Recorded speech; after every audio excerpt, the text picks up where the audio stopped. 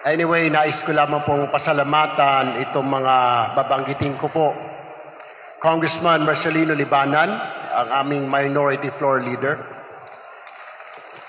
Ganun din po si Governor Ben Ebardone. Palakpakan po natin. Of course, si Mayor Annalisa Gonzalez Cuan. Definitely si Attorney Dax Villaruel, ang Regional Director ng DOLE.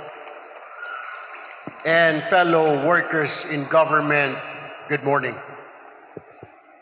Maayong buntag po, magandang umaga po sa inyo lahat. Ito pong tupad, itong ibibigay po sa inyo ngayon, mahaba po ang pinagdaanan po nito. Kikwento ko lamang ho sa inyo sandali kung paano ho, bakit narito tayo ngayon, at ano ba itong tupad ho na ito. Last month po, tumawag po si Governor Ben Ebardone. Sabi, Kong Erwin, baka may pondo ka dyan, pwede mong ibaba dito sa amin sa Eastern Samar. Kaibigan ko naman ho ito, at alam ko naman hong matulungin talaga siya sa mga tiga Eastern Samar. At tuwing nakikita po kami, puro bukang bibig Eastern Samar, yung sa Giwan, sa Borongan, etc., etc. So, panay po mga taga-Eastern Samar ang binabanggit niya. Tuwing lalapit po sa Maynila yan, humihingi po ng pondo. Ang totoo po niyan, humihingi po ang inyong gobernador ng pondo sa mga congressman. So, palakpakan po natin. Pinapakapalan niya po yung mukha niya para humingi lang ng pondo sa mga mambabatas natin. Ako naman, sabi ko, sige, tutulong ako, go. Sabi niya kasi marami tayong mga kababayan na kailangan ng tulong doon, Kong. Sabi ko, of course. Kaya ang ginawa ko po ay tinawagan ko din ang aking kaibigan na si Labor Secretary Bienvenido Laguesma, na tinawagan po yung ating Regional Director, si Attorney Dax Villaruel. At sinabi, maghanda kayo ng halos 6 million dyan para maibigay natin sa mga taga-Eastern Samar na request ni Congressman Tulfo. Palakpakan po natin ang DOLE. Otherwise, wala po tayo dito ngayon. Kung hindi po inaprubahan ni Secretary Laguesma at hindi niya tinawagan si Attorney Villaruel, wala tayo lahat dito ngayon. Pero syempre, ito pong pondo na tupad, hindi po ito pera ni Congressman Tulfo or ni Presidente. Ito po ay pera ninyo. Ito po ay galing sa mga buwis na binabayad po ninyo, mga value-added tax, mga excise tax, yung mga pinapanggasolina ninyo sa mga motor nyo, may mga buwis po yun. Doon po kinukuha ito. Pinagsasama-sama po ng gobyerno lahat po ng pera. VAT, excise, personal income tax, lahat po yan. At the end of the year, at makikita na, okay, ang budget natin ay ganito. Ang Kongreso po, trabaho po namin sa Kongreso, ang maglalagay ng pondo sa bawat ahensya. Alam po yan ni Minority Floor Leader Marcelino Libanan. Kami po yun. Ngayon, si Congressman Libanan, syempre, alam niya ho ng mga kailangan ng mga taga-Eastern Samar.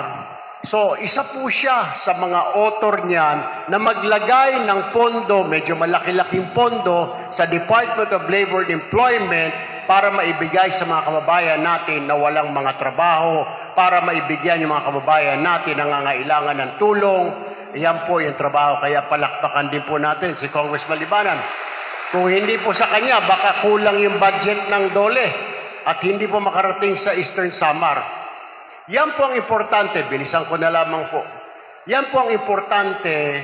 Ang inyong mga ipinapadala na mambabata sa Kongreso ay nagtatrabaho para sa inyo.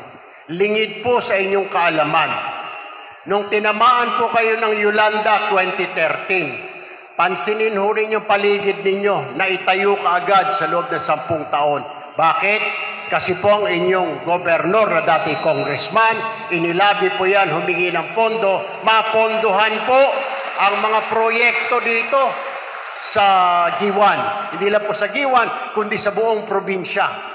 Yan po ang naging trabaho po ng inyong gobernador na dati congressman. Kaya po, siguro po sa darating na halalan, ganun din po ang gagawin ng ating minority floor leader, Marcelino Libanan, na hihingi po ng pondo pagkailangan ninyo para may pampondo po ng mga tupad at mga AIX at mga MAIP. Palakpakan po natin.